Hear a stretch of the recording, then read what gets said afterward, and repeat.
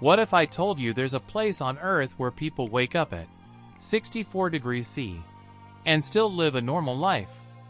They work, fall in love, raise kids, all while the air outside can literally freeze their eyelashes. Now here's the crazy part. Their secret to surviving that cold is the same secret you need to stop anxiety from freezing your life. If your mind feels like it's stuck in an endless winter, stay with me. Because what happens in this tiny Siberian city might change how you deal with your own storms. Yakutsk in Siberia is the kind of place that feels like science fiction.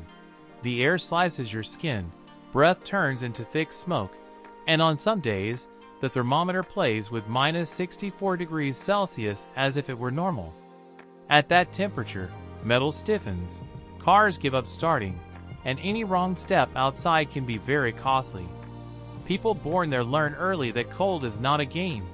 It's a force you have to respect. And even so, people live, work, love, take their kids to school. Life happens right in the middle of the ice. What nobody sees, though, is that many people live something similar, just on the inside. Those who live with anxiety know what it's like to feel the mind has entered an endless winter. Thoughts that cut like an icy wind, worries falling one after another, like a blizzard that never stops. It doesn't matter if the sun is shining outside or if life looks good from the outside. Inside, the sensation is being stuck in a cold that never goes away. And that's one of the hardest parts. While Yakutsk's cold makes the news, the internal cold doesn't show up anywhere. It hides behind automatic smiles and typical, "I'm fine," answers. The real insight is understanding that, just as there are techniques to survive minus 64 degrees Celsius, there is also a way to cross this emotional winter without going crazy. People in Yakutsk don't sit around waiting for summer to finally start living. They learn to live in the middle of the ice. People with anxiety also can't wait for everything to disappear before they return to life. It's necessary to learn how to move inside this internal cold, understand your own emotional climate, and discover which strategies actually bring warmth. And when that perspective changes, winter stops being just a prison and starts turning into a territory that, with the right tools, can be crossed. Routine in Yakutsk as a lifeline.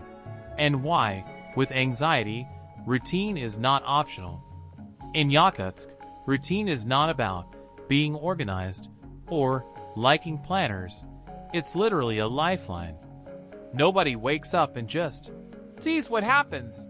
Before stepping outside, there's an almost sacred ritual. Checking the temperature, putting the layers of clothing in the right order, confirming the car didn't freeze overnight, planning the route, calculating time of exposure to the cold.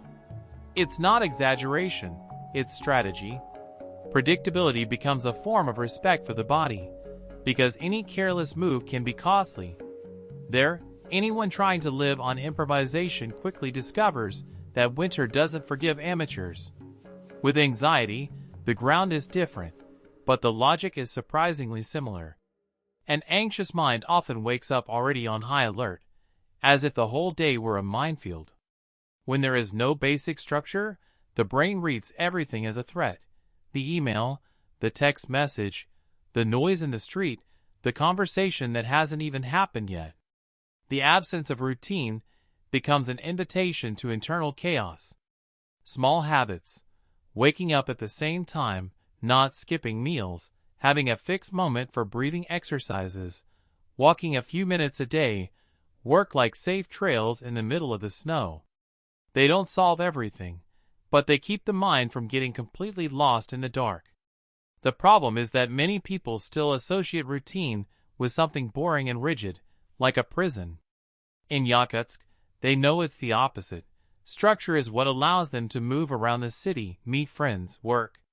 With anxiety, routine shouldn't be seen as punishment either, but as a safety net. These are anchors throughout the day that tell the brain, "Hey, you know what comes next. You don't need to sound the alarm now." Over time, those small repetitions build an internal sense of safety, that no longer depends only on what's happening outside. And it's exactly that sense of safety that prepares the ground to face the next level of cold. Layers of protection.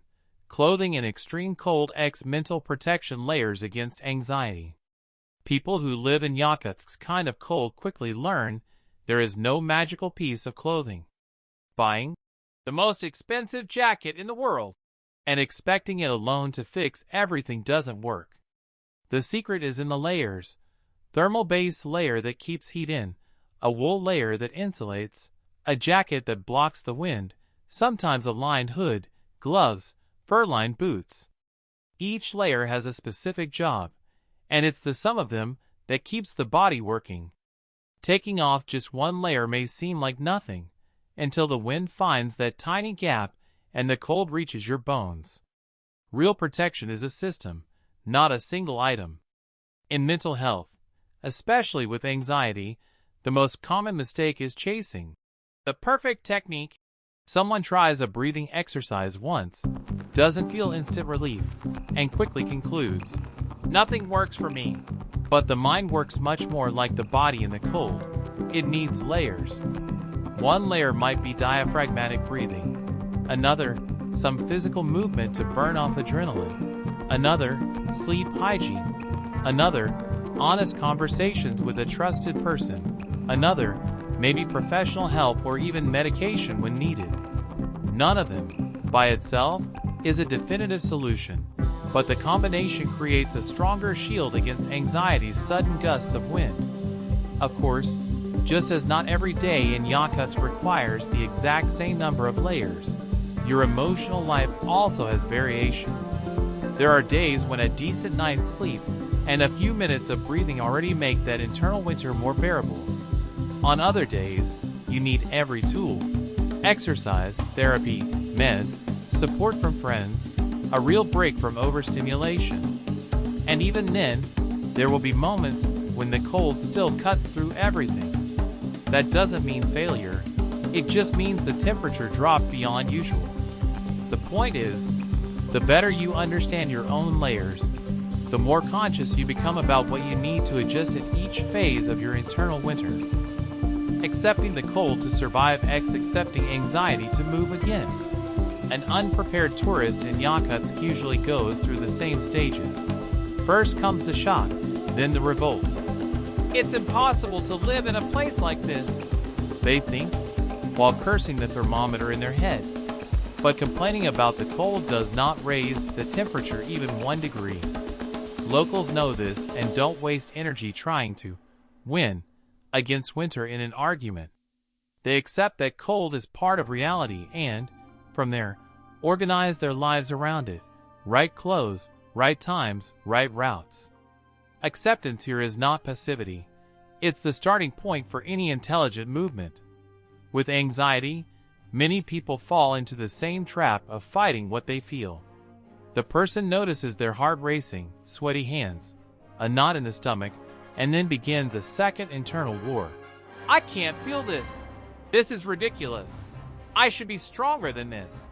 It becomes a war against their own internal experience. Instead of using energy to protect themselves and act, they spend it trying to deny what is already happening. The anxiety stays, and it brings company, guilt, shame, and a sense of failure. Everything becomes heavier than it needed to be. The real shift happens when the person realizes that acceptance is not the same as giving up. Accepting anxiety as part of their story is like looking at the thermometer at -40 degrees Celsius and saying, "Okay, it's cold, I don't like it, but it is what it is. What can I do from here?" From that place, choices appear.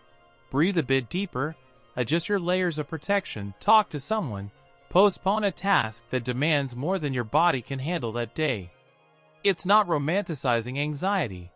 It's stripping it of that status of absolute enemy and seeing it as one element of your internal climate. When the internal war calms down, there's room for small steps. And it's those small steps that, little by little, lead you to the next lesson of this winter. Community is warm. How no one survives alone in Yakutsk, and no one heals anxiety in isolation. In Yakutsk, the cold is so radical that living alone is not just difficult, it's dangerous. People help each other push frozen cars, share information about which roads are passable, warn neighbors when a snowstorm is coming. There's always someone who knows someone who can fix a burst pipe in the ice, or offer a hot tea when things get rough. Their community is not a social bonus, it's a collective heating system. The warmth doesn't come only from radiators, but from human connection. With anxiety, many people make exactly the mistake that, in Yakutsk, would be unthinkable. They try to face the internal winter completely alone. The person starts to isolate, refuses invitations, doesn't talk about what they feel, pretends everything is fine. And the more they pull away, the colder it feels inside. Without noticing, they remove from their own life one of the main sources of protection: human contact. An honest conversation with a friend, a family member who listens without judging, a support group, a prepared professional, all of that works like emotional fireplaces along the way, small warm spots where the mind can rest for a moment. Of course, opening up is not simple, especially for those who have been invalidated before with phrases like, "You're exaggerating," or "Just think positive." But just like in Yakutsk, no one expects others to fully understand what minus 64 degrees Celsius really feels like in their skin to offer help. With anxiety, you don't need everyone to hit everything for a few people to support you. Sometimes support is just someone who agrees to walk with you in the park, sends a "Did you get home okay?" text, or simply sits in silence next to you. And when an anxious person allows themselves these small connections, they discover something important.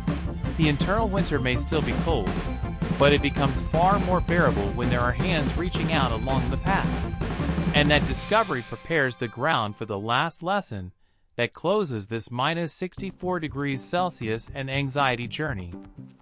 What these 4 lessons from minus 64 degrees Celsius teach about living with anxiety without losing your mind. We've reached the end of our journey through Yakutsk and the anxious mind. And what becomes clear is that whether you're facing minus 64 degrees Celsius out there or a deep winter inside, survival and sanity depend on smart strategies.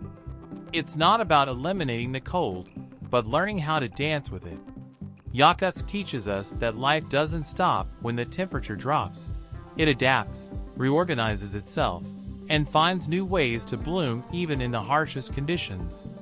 It's a powerful reminder that resilience is not the absence of problems, but the capacity to rise and move forward in spite of them. Routine, which many people see as boring, reveals itself as a vital anchor, a safe map in the middle of a snowstorm of thoughts. The layers of protection, which are not a single magic fix, but a set of habits and supports, form a stronger shield against the sharpest gusts. And acceptance, which is not passivity, but the starting point for conscious action, frees us from that exhausting war against what already is.